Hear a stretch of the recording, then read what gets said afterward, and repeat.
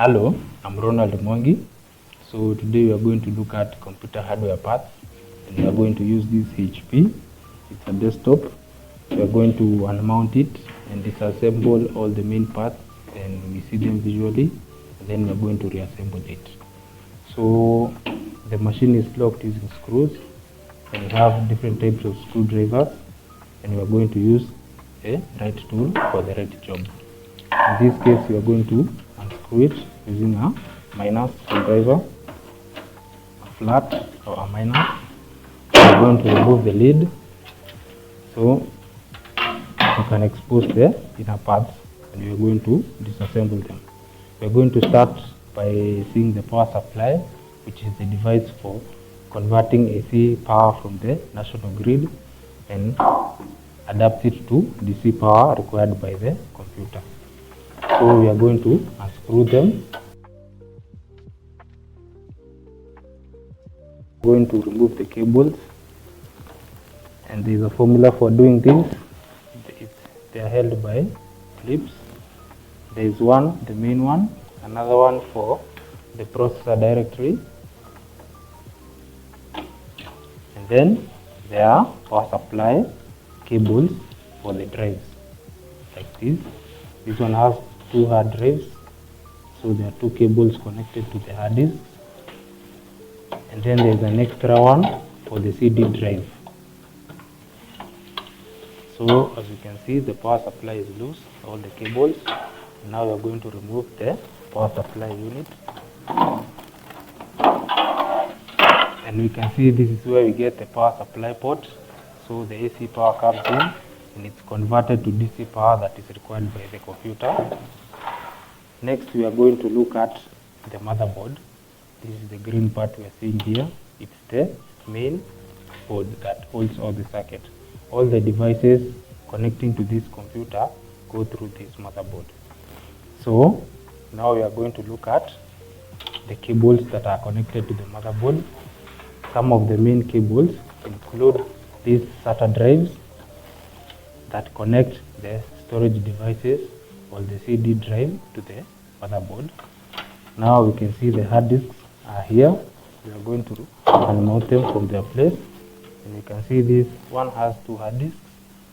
This one you can see it's 500 GB. You can see the SATA connector and the power connector. So now we are going to put the casing aside.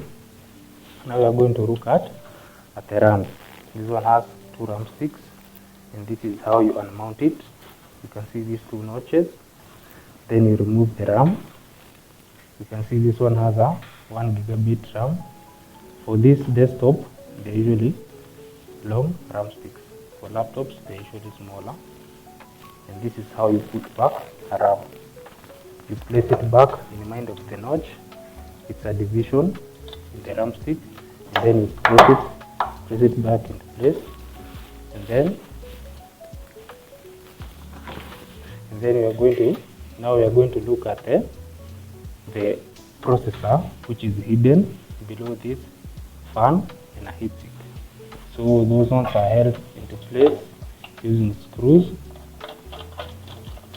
We are going to unmount it.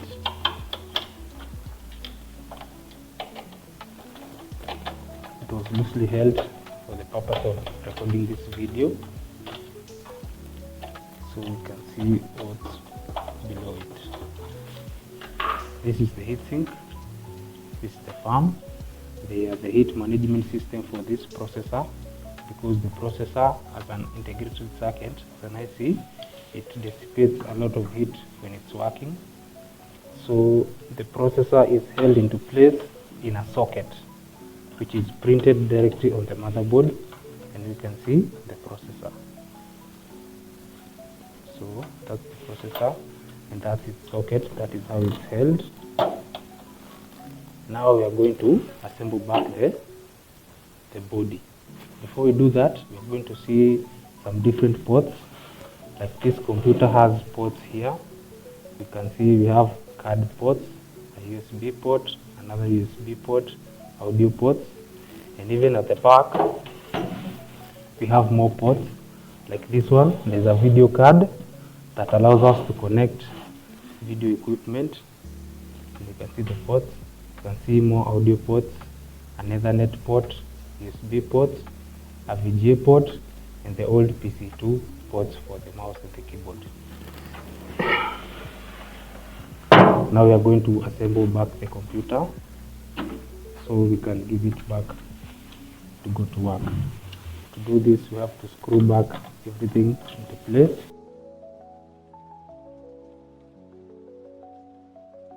So those are the heat management system going back on top of the processor. And now we are going to put back the hard disks. You can see they have a formula for placing them back. You have to align the disk to go back into place, and then you can put back the SATA cables. You can put them back. Then we'll put back the power supply. So this one also has a formula. You have to align it to its place.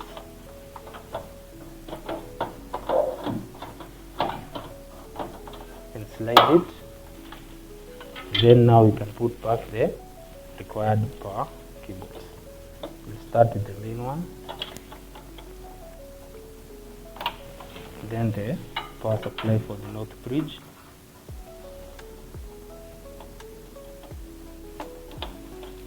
Then we'll put back power cable for the drives, for hard disk 1, for hard disk 2,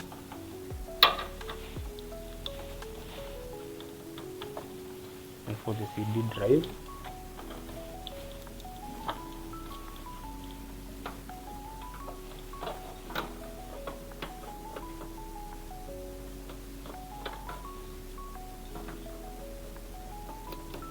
And then we're being reminded that you should be able to spot the CMOS battery down here.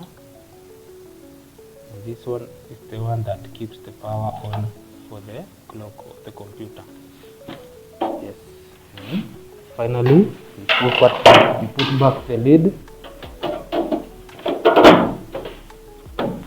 And our work here is done. Thank you.